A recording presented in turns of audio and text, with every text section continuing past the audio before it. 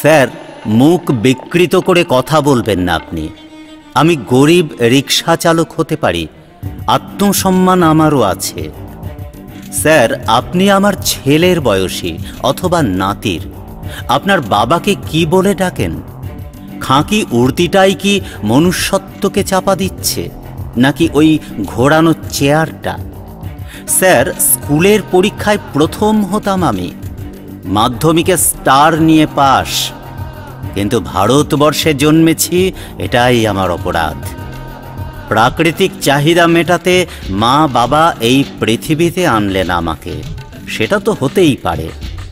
জন্মানোর পর যদি গলাটা টিপে দিতেন তাহলেই হয়তো দুকুলি বজায় থাকতো।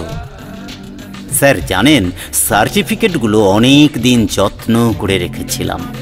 পরে আমার স্ত্রী ঠোঙা তৈরি করে বাজারে বিক্রি করেছে।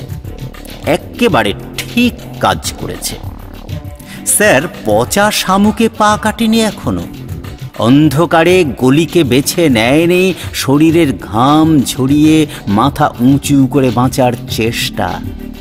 স্যার, ওভাবে আঙুল উঁচিয়ে মুখের পচা গন্ধকে সমাজে ছড়িয়ে দিয়ে দূষণ ছড়াবেন না, একটু আলো ছড়িয়ে দিন। অন্ধকার দূর হোক, কুঁড়িগুলো ফুল হয়ে ফুটে উঠুক। আমাদের মাথায় ধরে রাখা প্রদীপের আলো আপনাদের সমাজে বড় হবার জ্ঞানের আলো।